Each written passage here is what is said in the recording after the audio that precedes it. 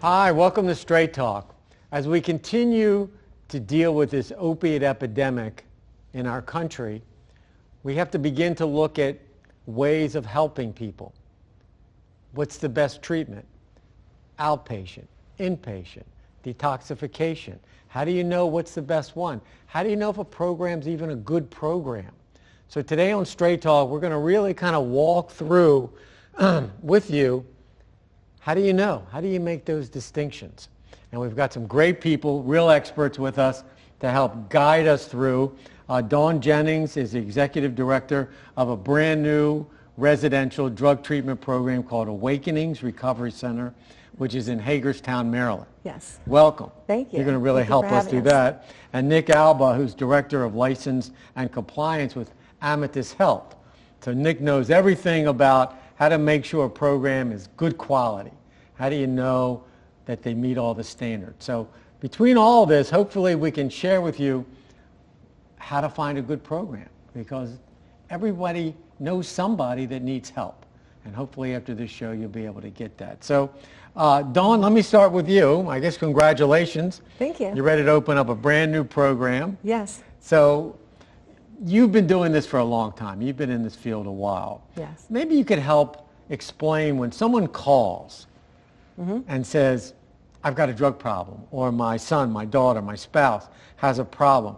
What do you go through to find out what that problem is, and how do you decide, and how do you advise them on where to go from there? Well, there's a process of a pre-screen that we go through over the phone with the patient when they call. Generally, we'll just get a brief history of what they're using, how long they've been using, depending on the type of drug it is, whether or not they're going to need a detox level of care, you know, if they have medical issues, mental health issues, medication, anything that would pertain to their treatment plan, we would want to know over the phone. That way we can get them the right type of help. Psychosocial issues, including legal, and you know, some folks have CPS cases and other stuff like that going on, so we want to make sure that we're getting all that information so we can treat them appropriately, and then go from there. So you were able to get that over the phone, most of the time, a lot of times. Yeah, most of the time, the majority of the information. Naturally, that's just the pre-screen, and then once they actually arrive to the facility, we would do a full assessment and you know, a lot more detailed biopsychosocial, and figure out exactly what's going on with the individual so we can provide a good, you know, comprehensive treatment plan for them. Now, with this opiate crisis, epidemic, fentanyl, the drug that everyone talks about, do you hear a lot? A lot, unfortunately, yeah. That seems to be the majority of what we're seeing right now, at least in the area. It's a huge problem. All of our staff has been trained for Narcan. You know, even our patients are being trained for Narcan, and most of them are even being discharged with it because it is such a huge issue. You know, there's a whole bunch of different options out there now for opioid treatment, and we want to kind of embrace whatever path makes most sense for that person. So whether that's Vivitrol injection, oral naltrexone, Suboxone, Subutex, Sublocade, you know, there's a lot of options out there now. So we're trying to work with all of those avenues just to make sure that we have the best fit for the patient. But as far as you're still seeing, it's a huge problem. Oh yeah, absolutely. You know, we're not seeing anything going away so fast. I believe actually it's kind of went the other way from late statistics, from what I understand. Yeah. Yeah. Now, Nick, you know, you're the guy in charge of making sure that the program is ready to go. Correct. Talk about this program that you built in Hagerstown, Maryland. It's right like downtown. Right downtown. Which is really unusual. You've built a lot of programs. Correct. Do you have to, what's the process? I mean, I can't imagine that you just go in and say, okay, we're going to open up here, but you got neighbors to deal with, zoning. Go through a little bit of that for us. So specifically in Hagerstown and in all the states that we've opened up with, there's various levels of people, there's various levels of agencies within the government that we have to talk to, that we have to start conversations with before we even choose a site, you know, to where we're going to be providing the treatment. In Hagerstown specifically, we were looking at bunch of, numerous locations. And I found this one location in downtown Hagerstown that used to be a dormitory for students who were coming from out of this country and going to a satellite University of Maryland campus there. And I thought this would be perfect for a level of care that you do not see much at all in this entire state, and that's a high-intensity residential. And just based off of that, I said, this is something we have to try. We have to try and do this. And luckily enough, we were able to get some variance changes to the use of the building. And the city themselves worked diligently with us during the entire process to make sure that we did everything that we needed to do, and that they provided us with as much assistance as possible. And that was the first step to opening the facility. And then we had to go through state licensure. And this is probably every state. Yes, every Doesn't state. matter where you are. It does not. But you've got to go through this process. Correct. Everywhere. Yeah, from here in Maryland to our locations in Ohio, places that we've done work with in Pennsylvania, Georgia, New Hampshire, all have to go through the same exact process, specifically with variances in zoning or change of use of the building, things like that, before you even go to get the facility license itself with the state. You've got to, now, I would imagine that every city you're in or state that you're in, there's a State Department of Health and licensing, and so you've got to go and kind of find out, is every state different? I mean, you find that everybody's a little different? Every state is much different. Really? Yeah, so in a state such as Ohio, for example, in Ohio, the state certification that you go through with the Mental Health and Addiction Services Board, you actually open and you provide services for 2 months prior to them coming out, doing a survey, and looking at looking at client records, looking at your policies and procedures, your emergency plans, infection control, and then they would issue you a state certification, which is something that not many people have So I mean, seen before. So you open, and then if they don't like you, Correct. Then you close. Then you Right. Wow, that's crazy. Yeah, and in New Hampshire, for example, unless you're getting federal funding, there is no specific licensure for an outpatient treatment center. But then again, in Maryland, it's much different than that. In Maryland, they have a regulation they call 1063, and where you have to receive a national accreditation prior to receiving licensure from the state, which I think is a great thing. They come out and the state is ensuring that you're maintaining these standards that these national accrediting bodies are setting forth. Before you get your... Before you can even provide services to anyone in the community, which I think is a wonderful So thing. you think that's a good process? I think you're weeding out and you're ensuring that programs that are already in existence or programs that are coming and choosing to open up, you have to provide a standard that these accrediting bodies and the state are looking at as quality standards. So people out there looking for a program, they should be asking these questions. Yeah. Is it definitely. certified? And again, as you said, every state's a little different. Every state is a So little if somebody's out there saying, okay, I want to go get a drug program for my kid, you want to make sure it has all those certifications and meets those standards, and not just to assume. Right. Because there's probably, I mean, Dawn, you probably see a lot of these, they're all on the internet. Everybody's got a beautiful swimming pool, and everybody's got a beach or a golf course, or everybody's got something more beautiful than the next, but you may not know if they're any good. Right. Yeah, I think a lot of programs like that, there are some very good quality programs that have all of those accommodations, but a lot of times it's just more of the bells and whistles in those programs, and it's not necessarily the treatment that people are drawn to. So we want to take a look at what kind of treatment are people getting, and what are they really benefiting from being there, aside from massages and pools and whatever else they offer there. We have definitely, I mean, with this epidemic, I think people are taking advantage of a lot of people who need help, and we're going to talk more about that. But thank you for getting us started. When I come back, I want to talk about those levels of treatment that you had mentioned, and the different kinds of things that we have. So thank you guys for being there. When we come back to Straight Talk, we're going to continue our conversation about treatment services. It's important that we find good programs for the people we care about. So stay with us. We're coming right back to Straight Talk. Your daughter just had her first breakup. Do you A, put yourself in her shoes, B, console her, Don't worry, sweetie. This is gonna happen a lot. or C, find her a new boyfriend? Nice single boys. That was weird. As a parent, there are no perfect answers. But you don't have to be perfect to be a perfect parent. Thousands of teens in foster care will love you just the same.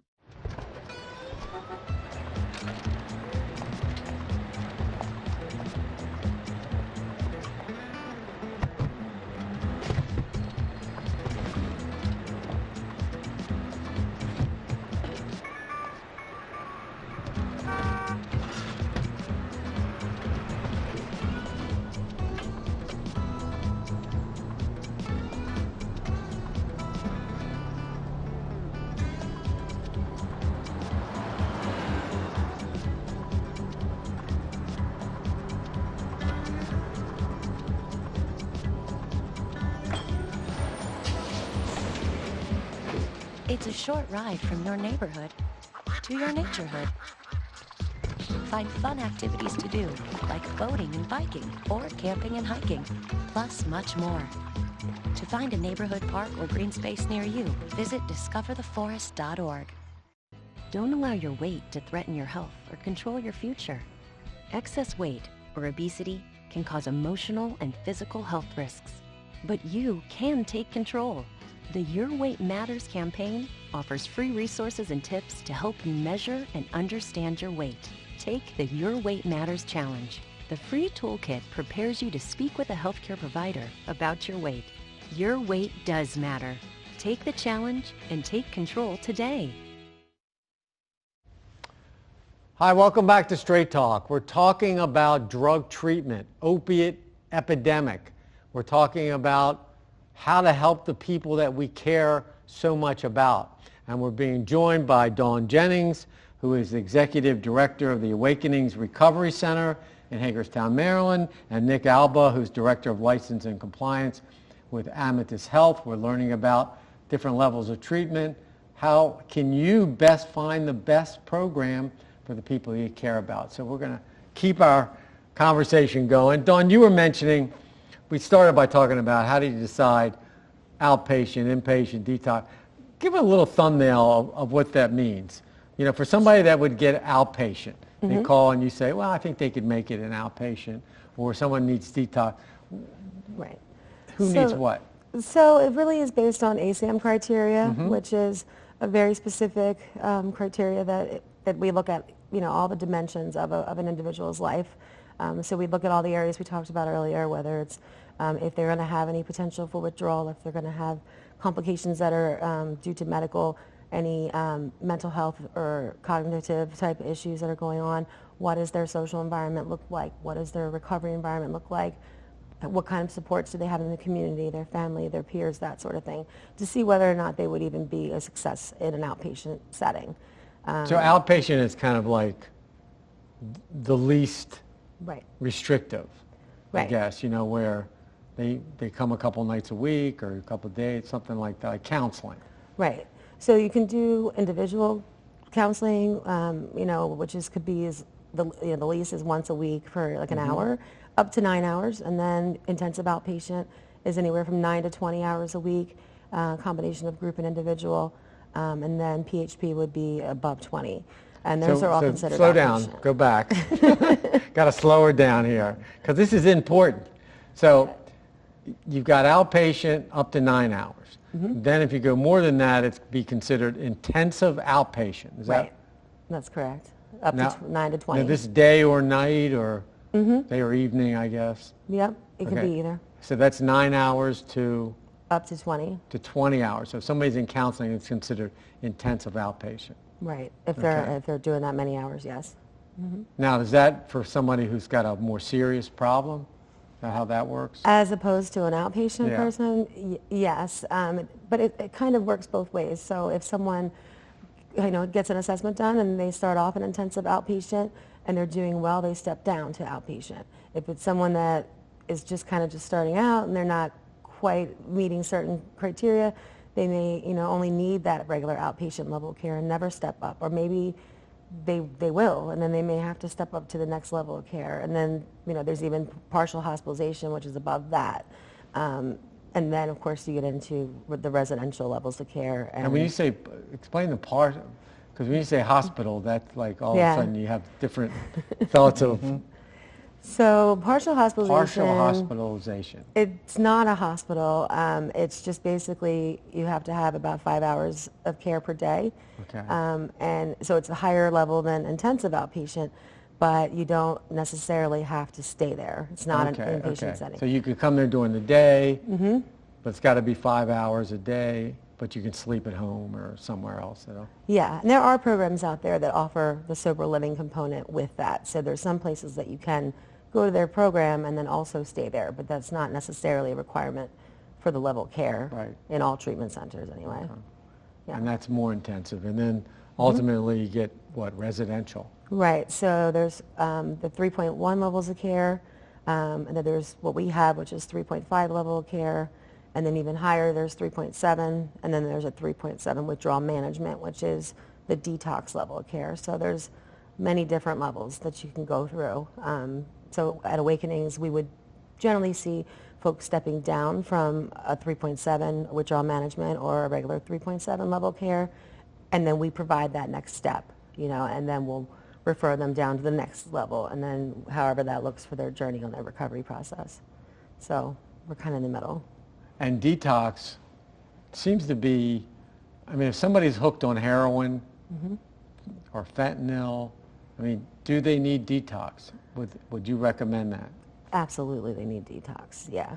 A lot of, the providers here, at least in the state of Maryland, finding just detox in and itself is very difficult. There's only one other facility that I'm aware of that's just a freestanding detox in the state of Maryland. Most are tied to the inpatient levels of care. So they'll do a detox in the inpatient level care, and they kind of do that step down within the facility. So this is being in a place that's you're getting over the withdrawal and what the drugs are doing to your system. How long does that take? It depends on what they've been using for how long. If some hospitals still do detoxes, it could be anywhere from 3 days to 5 days to 7 days. And that gets the physical part out. For opiates, generally, yes. Now, Nick, opening up a detox, is that harder than opening up residential or? In some states, yes. Yeah. In the state of Maryland, they have a certificate of need process through the Maryland Healthcare Commission, similar to the process that a hospital would have to go through when opening up in the state of Maryland. Now, not all states have the CON process for a 3.7 or 3.7 withdrawal management program, but the state of Maryland does. So to open up a detox, okay. But you still need the beds because it's 3 to 5 days is kind of a mile, so it is kind of a residential where they actually live. So the highest form of inpatient residential treatment. Right. Yeah. Right. So you're looking at going to detox, and then you move on to where? So depending on the program, but if they were to come to our facility, they may come right out of a detox level of care as long as they're medically stable and mental health wise they're fairly stable and they're on their medications and compliant, and we feel that we can appropriately treat the person. Certainly we can accept them straight out of a detox setting, and then from there they'll stay with us. Into the 28-day. Yeah. Okay. Yeah, and then from there, during that process, they really kind of stabilize a little bit more. The medical piece, the detox part, has been completed for the most part, and really they kind of do a lot of relapse prevention planning, continuing care planning, just identifying, addiction as a whole. We do a lot of psychoeducational groups just to kind of teach about addiction and what that looks like. There's a lot, triggers, coping skills, pretty comprehensive, but also only the beginning of the recovery process. They're with us, and then we'll refer them, like I said, to another level of care, a lower level of care, and they continue on. So it's not 28 days and they're all better usually. Right, right. You know? Yeah, that's what I was thinking, that we're looking at something that really builds on each other. And that's what I want to talk about. I want to talk about the recovery house model. But I want to know what goes on in 28 days. I mean, it's an amazing thing. It's caught on for all these years. So hang in there. Thank you guys for being here. When we come back to Straight Talk, we're going to continue our conversation about drug treatment, opiate epidemic. If you know somebody that's got a problem, we're putting up some numbers, hotlines for you to call, websites to get help for those people. Stay with us. We're going to come right back.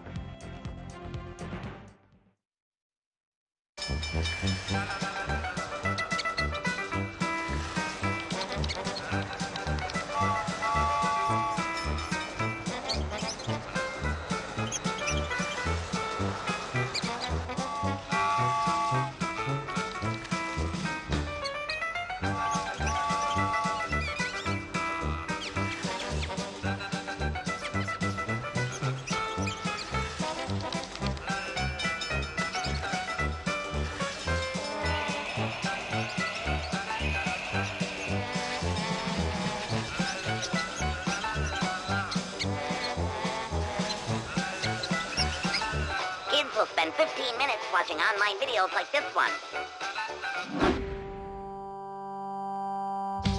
Brushing for 2 minutes now can save your child from severe tooth pain later. 2 minutes, twice a day. They have the time.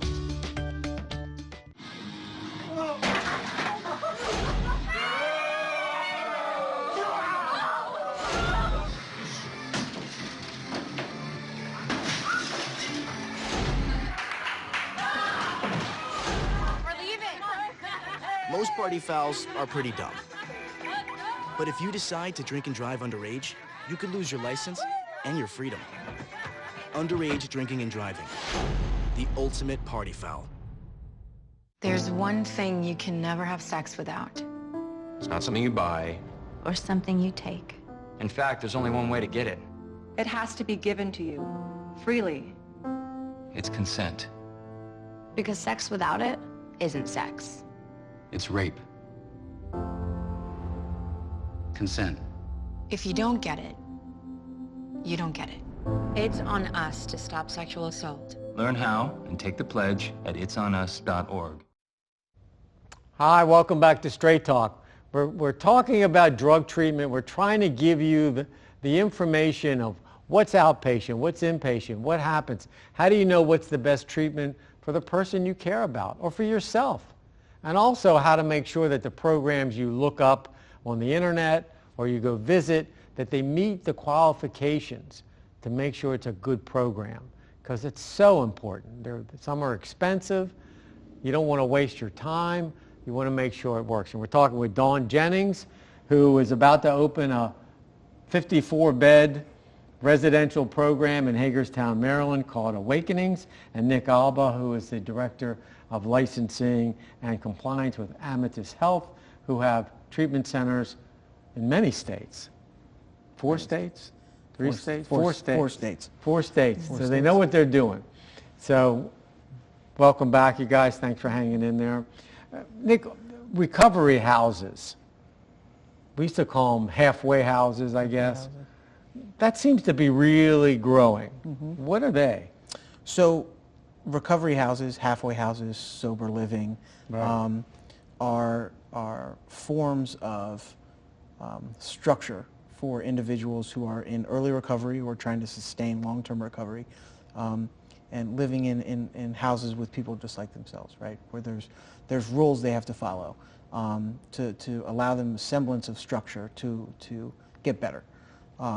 Now, there are recovery houses that are not attached to treatment facilities, but facilities like ours at Amatus Health, we offer community housing, which is fully accredited through CARF, that people can stay in when they're in outpatient treatment with us, to allow for more structure when they leave the program during the day. So a recovery house, you're in there with people who are also obviously People in just recovery. like- yep, people just like And yourself. but there's no treatment. That's really like No. a place to live where it's safe, I guess, where there aren't people using. It's safe. It's monitored mostly by either its house managers. Sometimes they do have housing staff, but it's monitored. There are requirements to live in the house, and it's really a good stepping stone for someone who is leaving inpatient or residential treatment to go to one of these places rather than going back into a similar environment that they were before they initially went into treatment in the beginning. And Dawn, so if you have someone in your 28-day program and they're ready to leave after 28 days, is the recovery house the model you want to send them to so that they're not going back to the streets? Well, it would depend on the individual patient. In some cases, that a recovery house may be an appropriate step-down plan for them in conjunction with an intensive outpatient program or a PHP program. In some cases, they're not quite ready for that, so we would step them down to a lower intensity residential treatment program, the 3.1s that we were talking about earlier. And that's just giving them a little bit more structured time before they get to that next step. So it just depends on the individual and what their needs are. Doesn't this all boil down to the fact that people need to be in treatment a long time? And these 28-day wonders, or what we used to have in our heads of getting cured or something crazy like that, but that the longer we can keep them, the better. Absolutely. I think there's a huge misconception that 28 days is the cure, because first of all, there's not a cure. It's an ongoing, lifelong process in the recovery community. I mean, it's a lifestyle. It's a whole lifestyle shift. So the treatment aspect of things is just the beginning, the very, very baby stages. And, as time goes on, people get a little bit better with their ability to cope with certain things. They know how to handle certain situations a little bit better. The cravings to use, things like that get better. Drug dreams get better. So the key, keep them as long as we can. Yeah. So that's a good tip. Listen, you guys, we're out of time. I want to thank you so much.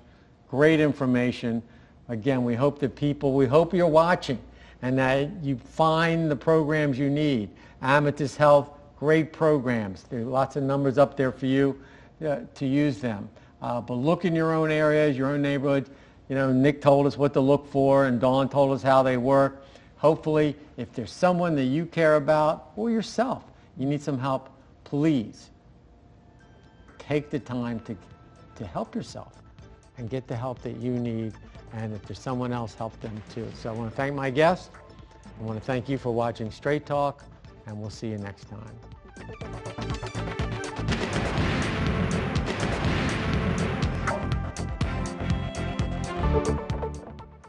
If you or someone you know is struggling with addiction, reach out to us. We are available 24 hours a day. Visit us online at amatusrecoverycenters.com or call anytime at 833-754-9297.